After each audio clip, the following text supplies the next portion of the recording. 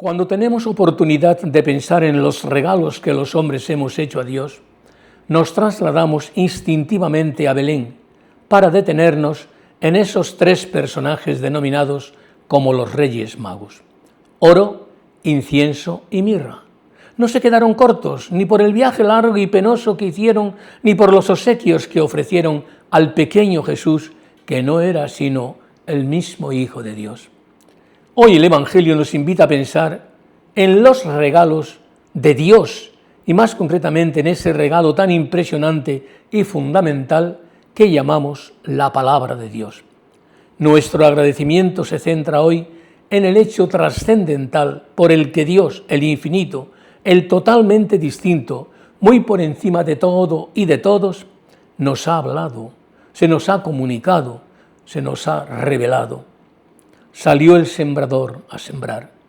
El primero y principal sembrador es Dios. Desde el comienzo de la creación, Dios comenzó a sembrar su palabra. Dios sembró, se nos comunicó con obras y palabras. Sus palabras, su diálogo con los hombres, comenzó con nuestros primeros padres, Adán y Eva. Les habló y después de la caída les prometió la salvación y les ofreció su alianza. Más tarde, después del diluvio, Dios selló con Noé una alianza eterna entre él y todos los seres vivientes. Esta alianza durará hasta que dure el mundo. Ya más cercano a nosotros, 1500 años antes de Cristo, Dios eligió a Abraham para sellar una alianza con él y con su descendencia.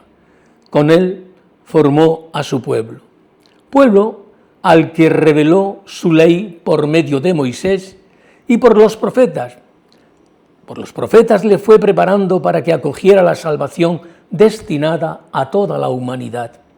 Pero ante todo y sobre todo, Dios nos ha hablado hasta la saciedad y se nos ha revelado plenamente enviando a su propio Hijo, con quien ha establecido para nosotros su alianza, una alianza eterna. El Hijo, Cristo Jesús, es el Verbo, la palabra infinita del Padre, de manera que ya no habrá otra revelación oficial después de él. Cristo es la palabra de Dios hecha hombre.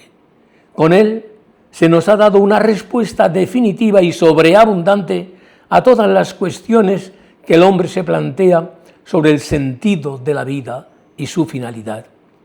Cristo es el sembrador de sembradores. Unidos a Pedro, tendremos que afirmar muchas veces: ¿a quién iremos, Señor? Solo tú tienes palabras de vida eterna. Fijaos, Cristo, palabra eterna del Padre, nos dice: yo he venido para que tengan vida. Muriendo, destruyó nuestra muerte, y resucitando, restauró la vida, dice el prefacio pascual. Vida de Cristo, vida cristiana que se nos dio en el bautismo como una semilla para que la hiciéramos crecer. Ya sabemos que el alimento es fundamental, como es fundamental hacer ejercicio para madurar, para crecer. Los padres cristianos, fieles al compromiso bautismal que adquirieron al bautizar a sus hijos, procuran ser sus primeros catequistas.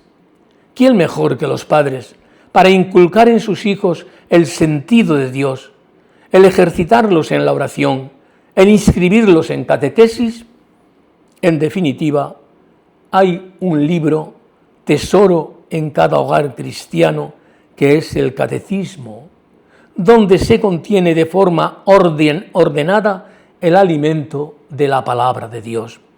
Seguro que muchos leéis el Evangelio de cada día, muchos cada domingo asistís a la misa dominical y escucháis la palabra de Dios.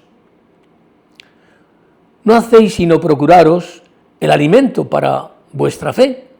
Cuanto mejor conozcamos a Dios, sus mandamientos, su voluntad, mejor y más lo amaremos. Cristo en el Evangelio de este domingo nos pone en guardia contra los posibles enemigos que pueden amenazar nuestra fe. Cristo es el sembrador, nosotros somos esa tierra donde Él esparce la semilla de su palabra. Todos deberíamos ser esa tierra buena y para ello oír o leer la palabra de Dios, meditarla, aplicárnosla a nuestra vida. Contaba el cardenal Bantuán que estando en la cárcel de Foucan, los católicos dividían el Nuevo Testamento que habían introducido celosamente en pequeños pliegos de papel, se los repartían y los aprendían de memoria.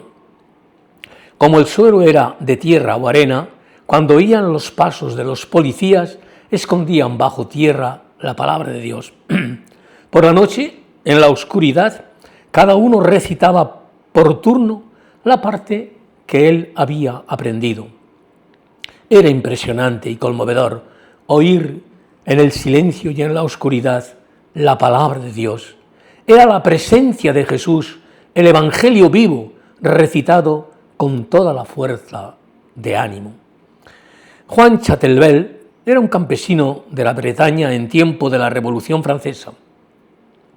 Los enemigos anticristianos le encontraron un catecismo y quisieron obligarlo a que lo quemara públicamente. «¿Quemar yo el catecismo?», exclamó.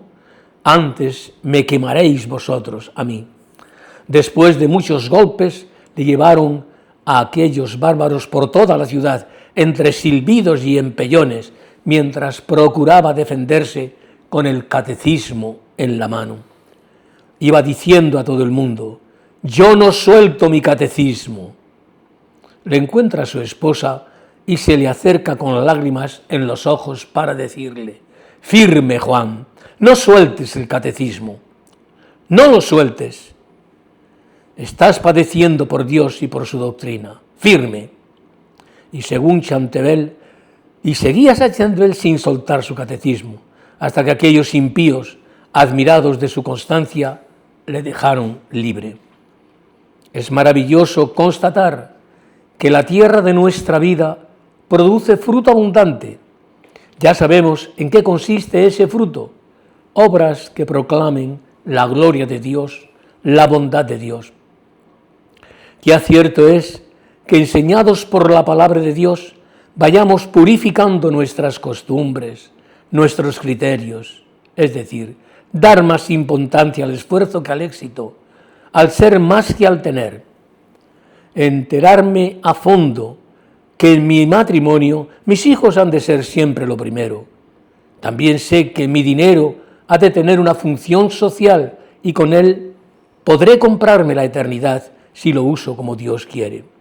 Sé que no puedo desentenderme de la salvación de los demás y que la mejor forma de predicarles, de conducirles a Cristo, es que puedan ver en mí y en mi hogar un anticipo del cielo. Esa vecina que no me traga, incluso que se mete conmigo, ha de encontrar en mí una respuesta de amor. Si estoy con una amistad charlando y derivamos hacia la crítica, he de cortar o cambiar de tema de conversación. Si nos hemos levantado la voz mutuamente marido y esposa, qué fruto más exquisito si nos humillamos y nos pedimos perdón. María, a quien veneramos estos días con la advocación del Carmen, fue bienaventurada, más que por ser la madre carnal de Jesús, por escuchar y cumplir la palabra de Dios. Hasta el próximo domingo, si Dios quiere.